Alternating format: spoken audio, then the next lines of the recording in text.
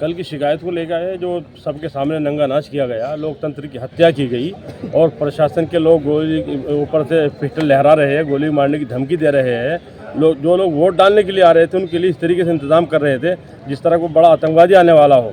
1-1 kilometre तक रास्ते बंद कर रखे थे, खासतौर से जो मुस्लिम बस्तियाँ थी वहाँ गली से निकलने नहीं दिया जा रहा था। विधायक जी हम लोग जाते थे 2-4 मिनट के लिए खोल देते थे, उसके बाद फिर वही अपना गुंडागर्दी शुरू हो जाती थी। कई जगह लोगों के साथ बदतमीजी की गई, खासतौर से बुजुर्गों के साथ, बुजुर्गों को मारपीट किया गया और जो बच्चे थे उनके साथ बदतमीजी की गई। और जो हमारे मुल्क का सबसे मजबूत स्तंभ है मीडिया कर्मी, लोगों के साथ बदतमीजी की गई, उन्हें धक्के मुक्की दिए गए। अगर आपने न्यूज़ देखी भी हो तो ये जो हो रहा है हमारे मुल्क के अंदर, एक बिल्कुल बीच में दीवार खड़ी करने की कोशिश की जा रही है, मुस्लिम हिंदुओं को बांटने की कोशिश की जा रही है। वन साइड चुनाव कराया गया खुल्लम खुल्ला, सबको मालूम है। अगर आज प्रशासन के लोग या वे लोग जो सेकुलर के अंदर अपना जहन रखते, जिनका मिजाज है, वो भी अगर आप चुप रहेंगे तो शायद फिर कुछ होने वाला नहीं है।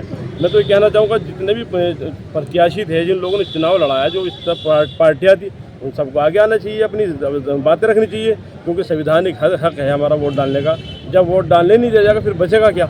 अब मेमोरेंडम दिया है, किस तरह की मांग करती है आप? हमने इसके अंदर की मांगी की है, सबसे पहले तो चुनाव को दोबारा कराया जाए, क्योंकि चुनाव हुआ ही नहीं, चुनाव का मजाक उड़ाया गया है, संविधान का मजाक उड़ाया गया है। और हमारे जो विधायक जी थे अरशद राणा साहब, इनके बच्चा है 9th क्लास के अंदर पढ़ता है, उस बच्चे को मारा पीटा गया जबकि उसका कोई कसूर नहीं था। मैं वहाँ पर खुद मौजूद हूँ, मेरे साथ भी धक्का मुक्की की गई, मैं पार्टी के जिला अध्यक्ष हूँ। इसी तरीके से विधायक के साथ की गई, उस बच्चे को पकड़ के ज़बरदस्ती कई मुस्टंडे आते हैं और कार के अंदर डाल बूथ के बाहर वीडियो बनाने का आरोप लगाया जा रहा है। गलत, बिल्कुल। मैं खुद वहाँ पे मौजूद था और चलिए खैर, अगर वीडियो बना रहा था क्या इस तरह बदतमीजी करेंगे हम किसी बच्चे के साथ में, जबकि वहाँ से बूथ बहुत दूर था, वो तो मेन रोड से पब्लिक जा रही है और भी कोई जा रहे हैं, वो भी उधर से गाड़ी के अंदर जा रहे थे। ये जो हो रहा है बहुत गलत हो रहा है, इस तरह नहीं होना चाहिए। क्या अगर इनको ऐसे ही करना था, फिर ये जो लोगों ने इतना पैसा खर्च किया, इतना वक्त ज़ाया किया, इसकी क्या ज़रूरत थी? ठाके ऐलान कर देते कि फुल हमने जिता दिया। और एक चीज़ और बताना चाहूँगा मैं आपको, आपके चैनल के माध्यम से, कई लोग वहाँ पे ऐसे थे जिनके पास नेम प्लेट नहीं थी, कई लोग ऐसे थे जिनके पास वर्दी नहीं थी। वे कौन थे, उनकी जांच की जाए और उनकी जांच करके उन लोग जेल के अंदर डाला जाए जिन्होंने माहौल ख़राब करने की कोशिश की खुल्लम खुल्ला। ठीक है, धन्यवाद। जैसे ही कल मैं सुबह चुनाव के लिए निकला, क्योंकि मैं प्रत्याशी था मजलिस इत्तेहादुल मुस्लिमीन का, तो मैं जोली पहुंचता हूं। जोली में मैंने देखा कि वहां पर पूरी तरीके से प्रतिबंध लगाए हुए हैं, जो भी वोट डालने आ रहा है उसी को ही रोका जा रहा है, बिल्कुल वोटें नहीं डाली जा रही। वहाँ पर फिर ABP न्यूज़ वाले खड़े थे, उन्होंने मुझसे पूछा कि क्या कहना चाहेंगे। मैंने कहा जी मैं इस तरीके का चुनाव अपनी लाइफ में देखा ही नहीं कि जिस तरीके का, अगर आपको किसी को प्रमाण पत्र देना था, क्यों खामखाम लोगों को परेशान किया, क्यों खामखाम का ये चुनाव कराया। फिर उसके बाद में मैं ककरौली पहुंचा, ककरौली में देखा मैंने वहाँ भी ये हालात थे। फिर मैं बूथ पर गया, बूथ पर जाने के बाद में खैर हम जब तक वहाँ खड़े रहे 10-20-50 वोट जो भी पड़ी उन्होंने आगे लोगों ने डाल दी। जब प्रशासन ने नहीं रोका, मेरे आने के बाद फिर तुरंत बंद कर दिया।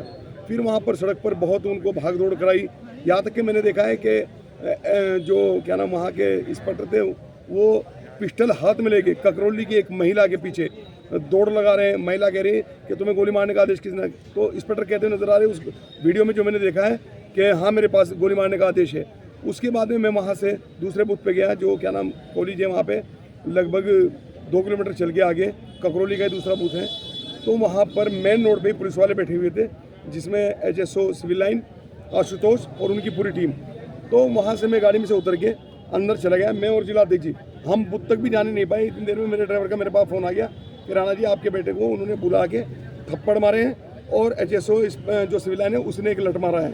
तो फिर उसके बाद में मैंने आगे पूछा, मैंने कहा साहब इस तरह की एक बच्चा है 9th क्लास का, 13 साल की उम्र है, आप उस पर ये जुल्म क्यों किया। उसके इतना मेरे कहने पे फिर तो बच्चे के ऊपर ऐसे टूट पड़े कि उसके साथ में जितना अत्याचार हुआ ऑन कैमरा आपने देखा है, सारी चीज़ें मुझे कहने की जरूरत नहीं। एक क्रिमिनल जैसा व्यवहार मेरे बेटे के साथ किया गया। मेरा बेटा सदमे में है क्योंकि वो 9th क्लास में। मैं चाहता हूँ कि वक्त रहते हुए उन सब पर कार्रवाई होनी चाहिए कानूनी, और उत्तर प्रदेश के मुख्यमंत्री से मैं ये मांग करता हूँ। और दूसरी मांग मेरी ये है कि जो चुनाव हुआ है उस चुनाव को दोबारा कराया जाए, क्योंकि चुनाव नहीं हुआ, चुनाव के नाम पर एक बदनुमा दाग मानिया जिस तरीके से ये चुनाव कराया गया है, मतलब इस तरह बैरिकेड करके लोगों को बिल्कुल बंद कर दिया गया। कितना % वोट हुआ है आप देखिए मुस्लिम क्षेत्रों में जाके, किस तरीके आप मुस्लिमों का आकलन करिए। जो लोग कल 70-80% वोट करना चाह रहे थे उनका वोट ही नहीं करने दिया गया।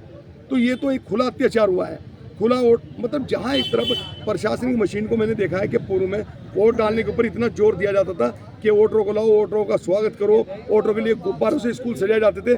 आज उन्हीं वोटरों पर पिस्टल तानने पर मजबूर हो गई ये प्रशासन पुलिस। आखिर ऐसी क्या मजबूरी थी